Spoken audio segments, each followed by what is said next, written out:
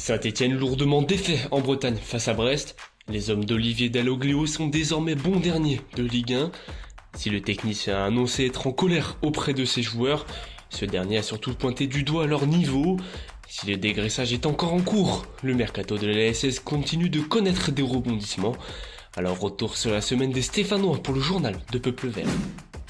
Défait 4-0, les hommes d'Olivier Dalloglio sont totalement passés à côté de leur match ce samedi avant la trêve internationale. Le technicien a aligné un 11 composé de plusieurs surprises. Amputé de Ben Hall, Dalloglio n'a pas pu aligner Per Ekwa et Lucas Tassin. Avec un Moefek à peine revenu de blessure, c'est Lamine Fomba qui a assuré le rôle de métronome au détriment de Louis Mouton. Les Stéphanois ne sont pas parvenus à cadrer le moindre tir à Francis Leblé et ont encaissé l'ensemble des buts sur coup de pied arrêté. Un corner, un coup franc en direct et 2 sur penalty. Saint-Étienne est désormais classé 18ème de Ligue 1 et a rendez-vous avec Lille le 13 septembre prochain. En zone mixte, Olivier Dalloglio a opté pour des mots forts pour qualifier la prestation des siens. Il faut vite prendre la dimension de ce qui nous attend. On vient de prendre une belle gifle, accuse le coach. Tant que je serai là, on va travailler, on va bosser avec ces joueurs un peu expérimentés. Le technicien a notamment pointé du doigt le manque de niveau de ces joueurs. Ce sont des joueurs qui peut-être manquent d'expérience en Ligue 1, a-t-il affirmé.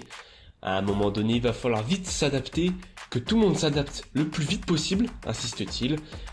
Sous tension, le coach s'est montré très énervé en zone mixte après la défaite.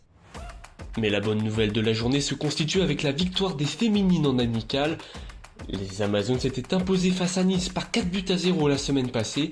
Avec Champagnac Caputo ou La Montagne alignée, les joueuses de Laurent Mortel l'ont emporté par 4 buts d'écart face à Reims. Si la première mi-temps aurait pu rester muette, c'est Alexandria Lamontagne qui lance les hostilités avec une réalisation à la 45e. Un succès encourageant avant d'entamer l'exercice 2024-2025 d'Arkema Première Ligue. Puis ce dimanche, Saint-Étienne continue son opération dégraissage malgré la clôture du mercato.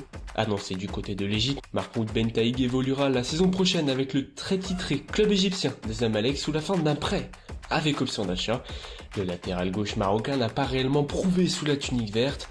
Avec la signature récente de Pierre Cornude, la route était barrée aux joueurs de 24 ans. Mais également les U17 de l'ASS ont connu une véritable déroute à l'occasion du derby face à l'Olympique Lyonnais. Les Verts auraient pu confirmer la victoire 3-0 face à Grenoble en ouverture de saison, mais les U17 se sont sèchement inclinés 4-0. Rapidement pris à défaut, les Stéphanois encaissent dès la 5e minute de jeu et voient même leur défenseur Nathan Mouton être expulsé à la demi-heure de jeu. Les joueurs de David Lemôle ont rendez-vous à Nice dimanche prochain pour espérer se rattraper. Peuple Vert titre ce lundi plusieurs observateurs inquiets pour le mercato stéphanois.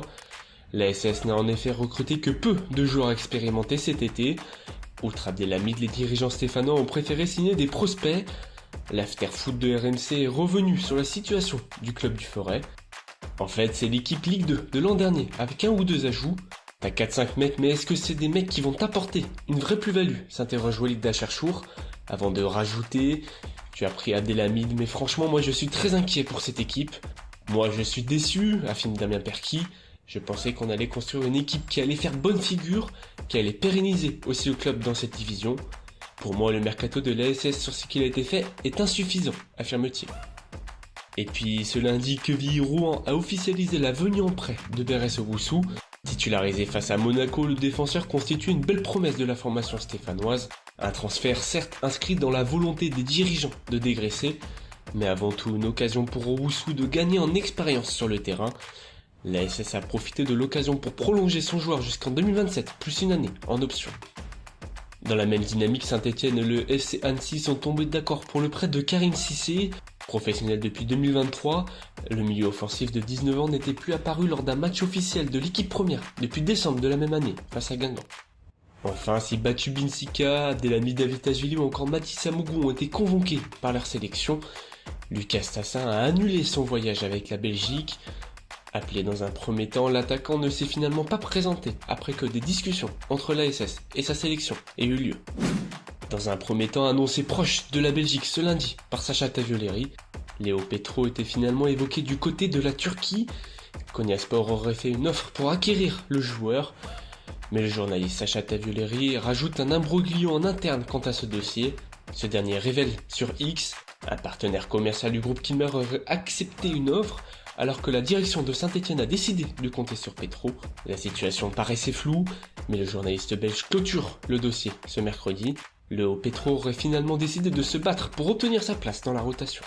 Jordan Verretou est passé par l'ASS de 2014 à 2015, prêté par Aston Villa.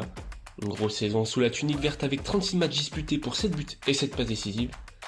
Mais ce mercredi, l'ancien Stéphanois passé par la Fiorentina, l'AS Roma ou Marseille s'est engagé du côté de l'OL. Le milieu de terrain a signé un contrat de 2 ans contre un chèque de 4 millions d'euros, plus 3 de bonus et un pourcentage à la revente. Jordan Verretou passe l'arme chez les vilains.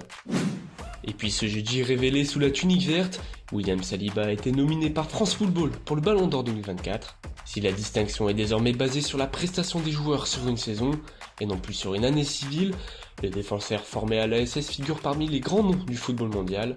Erling Haaland, Rodri ou encore Jude Bellingham, William Saliba n'a pas à rougir face aux grands noms du foot. France Football révélera le vainqueur au Théâtre du Châtelet le 28 octobre prochain. Et puis Ben Holt s'est montré à son avantage en ce début de saison, mais blessé lors de la rencontre contre le Havre, Ben Holt n'a pas pu tenir une place de titulaire face à Brest. Mais le Stéphanois est actuellement présent à Los Angeles avec sa sélection. Les Néo-Zélandais joueront 2 rencontres durant la trêve, une première le dimanche 8 septembre contre le Mexique, puis 3 jours plus tard face aux USA. Les nouveaux dirigeants de l'ASS sortent le chéquier, titre Peuple Vert ce vendredi. Racheté par le groupe Kilmer Sport Venture de Larry Tannenbaum, Saint-Étienne connaît une renaissance depuis plusieurs semaines. L'équipe avance un montant de 16 millions d'euros bonus compris pour le rachat des parts sociales du club. 23 millions d'euros dépensés cet été, et les dirigeants stéphanois ont réalisé le mercato le plus cher de l'histoire de l'ASS. Et puis le retour d'un chaudron enflammé a été programmé par la Ligue ce vendredi. Saint-Étienne-Auxerre se jouera le samedi 5 octobre à 17h, une rencontre durant laquelle le stade Geoffroy Guichard retrouvera ses tribunes. Saint-Étienne affrontera le LOSC au retour de la trêve internationale le 13 septembre prochain. En attendant, plusieurs Stéphanois sont convoqués avec leur sélection. Alors à la semaine prochaine sur peuplevert.fr.